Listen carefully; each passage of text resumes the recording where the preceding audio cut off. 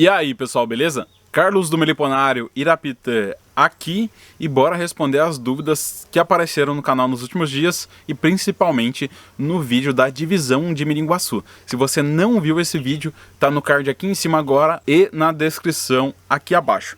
Mas antes de mais nada, como eu falei, né, as dúvidas que apareceram aqui e que provavelmente está aí na thumb do vídeo, uma pergunta que acaba aparecendo bastante, que ainda é sobre a coleta de mel de manda-saia com o sugador. Um vídeo que vocês gostaram bastante, eu gostei bastante de fazer e que gerou uma série de comentários, mas esse ainda não tinha aparecido e apareceu. O Luiz Felipe Almeida. Como você faz em questão da coleta de mel de manda-saia, sendo que algumas usam fezes nas frestas da caixa, para não contaminar os potes na abertura deles? Então, pessoal, infelizmente, tem muito produtor de conteúdo, muito não, né? Mas tem alguns produtores de conteúdo que já falaram a besteira que o mel de manda-saia não deve ser coletado porque ele é contaminado com fezes. Isso demonstra o maior desconhecimento possível com relação a manejos dessas abelhas. E alguns até vendem curso. Não dá para entender como as pessoas conseguem passar tanto desconhecimento assim de uma vez só. Tá? É um absurdo mesmo. O que é que acontece com a manda-saia, pessoal? Quando a gente cria ela uma do lado da outra, até tem algumas que tem uma manda-saia aqui e duas ali em cima, que estão do lado dessas mirins aqui. O que acontece? Para a demarcação de território entre os enxames e quando o enxame está fraco e para espantar predador, elas colocam materiais fétidos na caixa. Pode ser desde um barro fedido do banhado a realmente fezes de cachorro, porco ou galinha. Mas isso, até onde eu vi, e aqui na minha criação já há mais de 4 anos criando manda-saias, é só e somente só externamente. A abelha que vai manejar esse material não é a abelha que maneja o mel. Então o mel de manda-saia lá dentro do pote não tem contaminação nenhuma com coliformes fecais. O que pode acontecer é a manipulação errada do meliponicultor. Com a manda-saia, obviamente, essa contaminação é mais fácil se o meliponicultor não tiver cuidado. Mas isso pode acontecer com qualquer abelha. Basta uma mãozona suja lá no meio do mel para fazer a cagada e estragar o produto. Então, por isso, pessoal, o sugador ele se faz mais necessário ainda no manejo da manda-saia. Como eu disse, é só externamente. Com um pincel, você tira, dá uma limpada. No caso, os enxames que eu coletei não estavam sujos, mas com um pincel você dá uma limpada, ou com a mão mesmo você limpa um dia antes.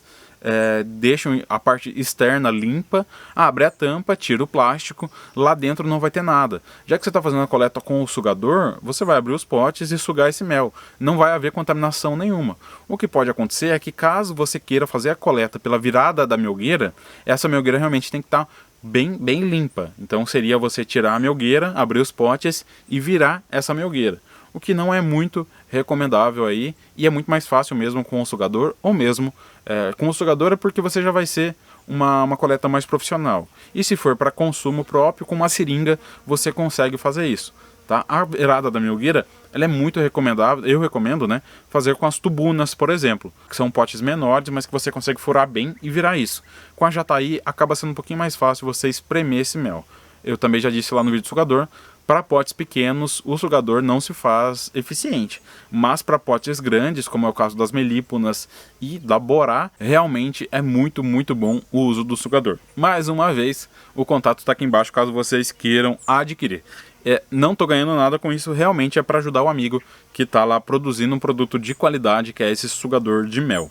Mas, resumindo, não tem nada a ver fezes e mel de manda-saia, tá, pessoal? O Eric Abreu, daí já lá no vídeo da Miringuaçu. Esses discos velhos, o que você faz com eles? Jogo fora, tá, pessoal? Essas células de cria onde já nasceram abelhas, ela é queratina pura, que é a casquinha da abelha que nasceu, resumidamente. Então não tem como as abelhas aproveitarem isso. Não é cera, não é própolis, é realmente só queratina e as abelhas jogam fora. O que acontece? Eu não fico abrindo enxames para ajudar elas nessa limpeza.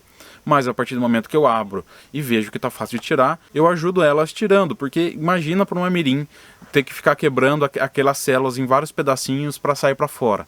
Quando a gente ajuda, facilita para elas. Realmente não é interessante você ficar abrindo enxame toda hora para fazer esse serviço. Mas para a Miringuaçu, que é um tanto quanto preguiçosa nesse serviço, é interessante a gente dar uma ajudinha. Como eu disse, tomando cuidado para você não jogar nenhuma abelha fora, que pode estar ali no meio, pode ser a rainha e pode ser a abelha que não voe. E a partir disso você vai perder essas abelhas. Mas sim, e teve gente comentando que na natureza ninguém ajuda elas.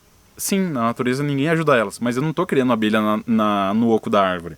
No oco da árvore eu só observo, na caixa eu dou manejo. E a partir do momento que eu faço manejos artificiais, como alimentação e divisão, qual que é o problema de eu tirar um pouquinho de lixo? Sabe? Não tem muito problema, né, pessoal? A gente já está manejando. Aqui é o manejo das caixas. Entendo, respeito perfeitamente quem opte por deixar as abelhas na caixa sozinhas, sem alimentação, sem divisão, só para observação, dependendo das condições ambientais. Isso é totalmente viável e faz sentido para quem quer fazer esse tipo de manejo. No meu caso, eu faço um manejo mais zootécnico, né? Então, para divisão, alimentação, para que elas cresçam mais. Assim, também eu ajudo na limpeza quando é possível e na oportunidade. O Júlio César Júnior. Carlos, a miringuaçu amarela é uma genética ou subespécie?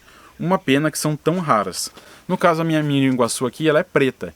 Mas essa diferença de coloração, ela é só fenotípica, né? É só externo, tá, pessoal? A espécie é a mesma.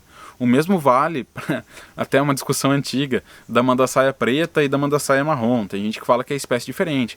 Não, são só características externas. A espécie é igual, elas cruzam entre si. Se cruzarem entre si, você vai ver indivíduos das duas colorações do enxame. Não tem nada de errado.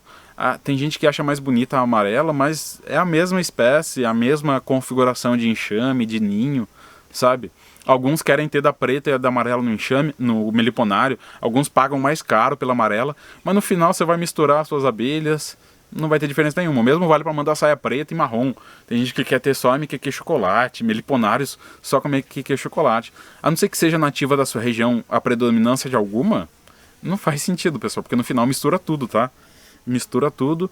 Mas nesse caso, você tem aí um indicativo de genéticas diferentes. Então, para quem busca variabilidade genética para garantir a sanidade do meliponário, se você tem uma MQQ preta e uma MQQ marrom, você tem certeza que elas não são da mesma genética, e a partir daí você tem mais segurança. O mesmo vale para miringuaçu e miringuaçu preta e miringuaçu amarela.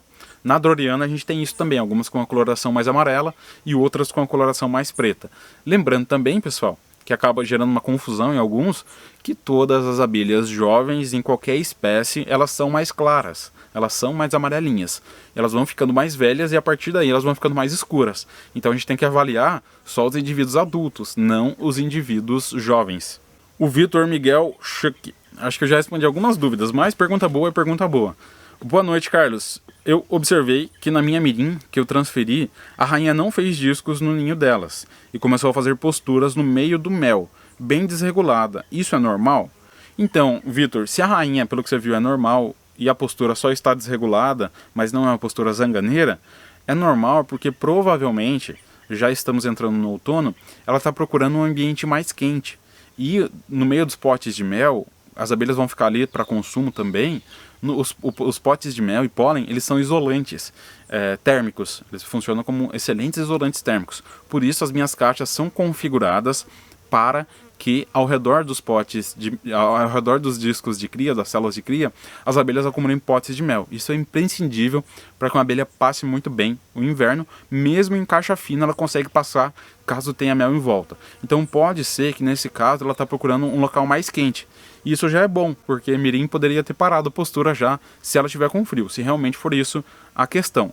No caso, dependendo se for melgueira e ninho, eu passaria todo o material para o ninho, ou viria uma questão melhor de facilitar isso, caso não seja muito funcional essa postura na melgueira, tá? Mas se está tendo postura já é um bom indício. O Marcos Gomes. Carlos, qual a sensação de levar uma mordida de abelha sem ferrão? É que nem a formiga, quando ela morde, fica dolorido ou inchado no local da mordida? Excelente pergunta, Marcos, e muita gente tem essa dúvida. Não, pessoal, a formiga, ela tem componentes alérgicos, tá? A mordida da formiga. Realmente, grande parte das formigas, algumas dão uma alergia absurda. Na abelha nativa não existe isso.